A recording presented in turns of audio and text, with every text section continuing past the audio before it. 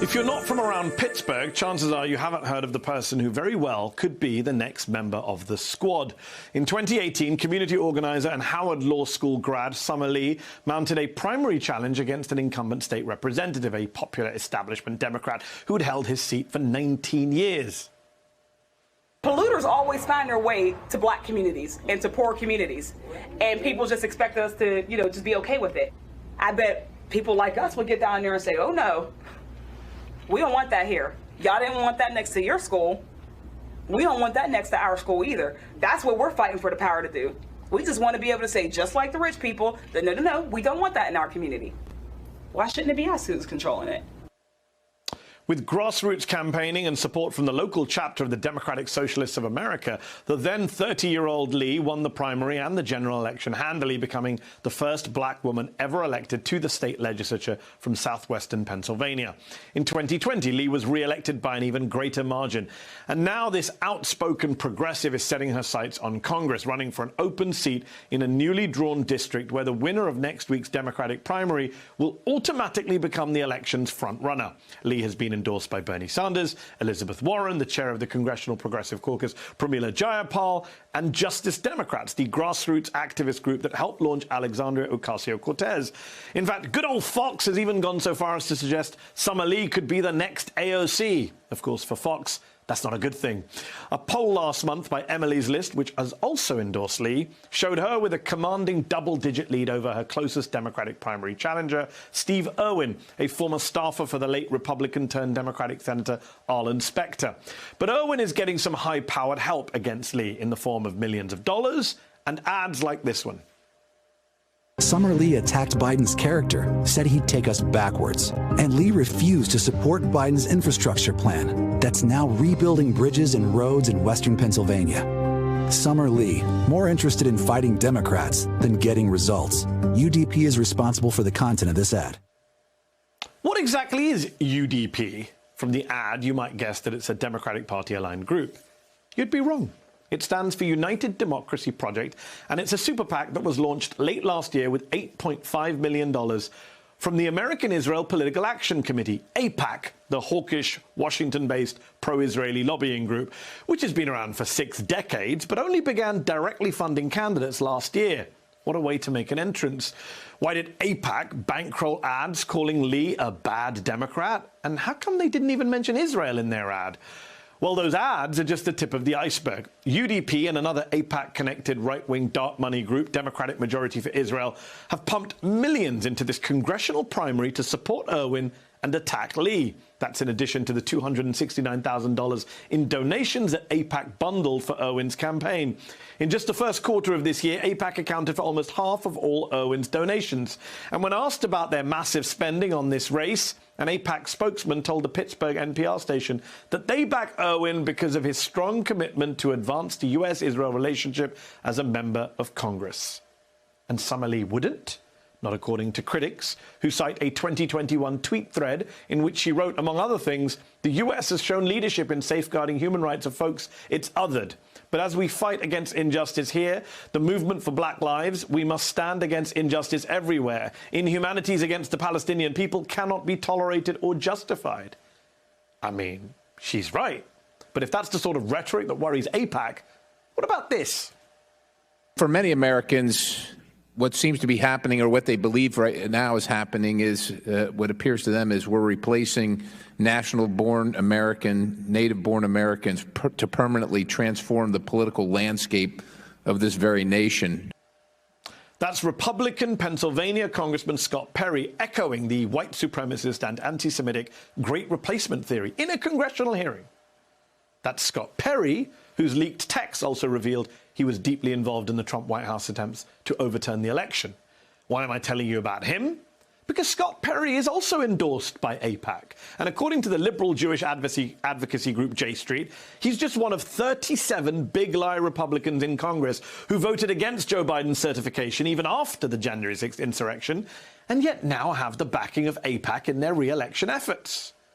Why does the pro-Israel lobby, which says it's all about promoting democracy at home and abroad, consider a single progressive woman of color to be a bigger threat to its interests than 37 Republicans who sided against American democracy? than a Republican congressman who has pushed anti-Semitic talking points. Joining me now is Pennsylvania State Representative Summer Lee, who, if she wins her race, would become the first black woman ever elected to Congress from Pennsylvania. Thank you for joining me on the show. You are on the cusp of becoming the next member of the progressive squad in Congress. How does that feel? And to borrow a line from the late John Lewis, what kind of good trouble would you want to cause in Washington, D.C.? Yeah, it's an incredible responsibility. We're not there yet. We have 6 more days. But I think about all of the communities in Pennsylvania that have not seen the type of representation that I'm looking to bring and to offer. You know, folks who will value and really lift up poor and working folks and black and brown folks. And I recognize that there's a cohort of people who have already been fighting for that. And it'd be an honor to be able to join that. You're running in a district that includes the Tree of Life Synagogue in Pittsburgh, where an anti-Semitic mass shooter killed 7 Jewish worshippers during services in 2018. These AIPAC-connected groups are funding attack ads against you. Your opponent says you don't support Israel's existence. And, of course, that all plays into this idea that you're not just anti-Israel, but maybe anti-Semitic, too. How do you respond to all of this? Yeah, certainly. It's an absurd assertion, right, by someone who is desperate to win an election by any means. The reality is that I also represent right now as a state representative, I represent part of the community from which folks who attend Tree of Life came from. And our community came together in solidarity, right? Multiracial folks from all over this district to stand against that sort of hate-filled attack that we saw, the anti-Semitism that we saw, but also recognizing what actually fuels it. And that's right-wing, white nationalism and white supremacy.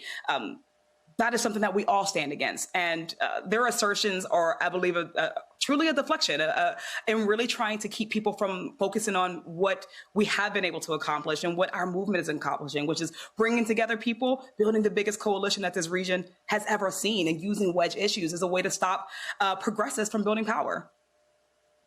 So you've said you would condition aid to Israel if you're elected to Congress. You would support moves to condition aid as a form of protecting human rights, as Senators Bernie Sanders and Elizabeth Warren have called for. But what about boycotting or sanctioning Israel, as House members Ilhan Omar and Rashida Tlaib have called for? Is that something you might support? So it's not a movement that I'm personally a part of, but I am incredibly, I don't believe that we should infringe upon people's First Amendment rights. Right. And particularly as a Black woman, right, as someone who has joined in movement for Black lives, I think it's incredibly important to recognize that there are times that we need to criticize our governments and other governments throughout the world. Yes. And to criminalize that, I think, sends a terrible message and sets a terrible precedent. Pennsylvania is a fascinating political study. It's traditionally been Democratic-leaning, led by big cities like Pittsburgh and Philly, but the GOP-run legislature has been a hotbed of pro-Trump election deniers. And the top Republican candidate for governor, State Representative Doug Mastriano, campaigned last month at a far-right Christian rally with QAnon connections. What is going on in your state, and how concerned are you about elections staying free and fair there? Yeah, some of my Republican colleagues, and to really frame it, right, Doug Mastriano and others of my Republican colleagues in the state legislature were a part of, the largest delegation of any state to be at the insurrection, to be at the siege on our Capitol. And we're filming live, right, while police officers were being attacked. And as we've seen over the last couple of years, their number from folks from their wing of the party has only increased. They've spent this entire session since the insurrection relitigating our election, using public funds to do that, to hold sham policy hearings, to relitigate over and over and over. So I am worried about it. I think that this is a threat that we, whether we're Democrats or left-leaning people, we Americans should be worried about, because they are focused on this and they are using resources to advance this sham, to advance this vision of where they're trying to take our nation. One last quick question. This week, the New York Times called Pennsylvania the biggest abortion battleground of the midterm elections. All 4 of the top Republicans running for governor right now say they'd sign a ban on abortion after Roe is repealed. What should Democrats be doing about it? What will you do about it if you get to Congress? Yeah, this is, right? When we got the news, we already knew that this was a threat. For those of us who are in the legislature, we've seen the Republicans' hand, right? They show their cards, and we know what they have lined up for the moment that they could get a Republican governor. So right now we have to recognize that the only thing keeping and safeguarding abortion care in Pennsylvania is a governor's veto. This is going to be a tough year. That means that Democrats need to have strong, bold candidates on the ballot, particularly in a place like Pittsburgh, Philadelphia, where we're going to need to run up the numbers. We are going to need to reach voters who are impacted by these issues, women, Black and brown folks, young folks, and progressives. That's why the attacks that I'm facing right now, that's why these attempts to kind of take an election from a movement are even more pressing right now, because we'd risk not just this congressional seat, but our governor's seat and our Senate seat in November.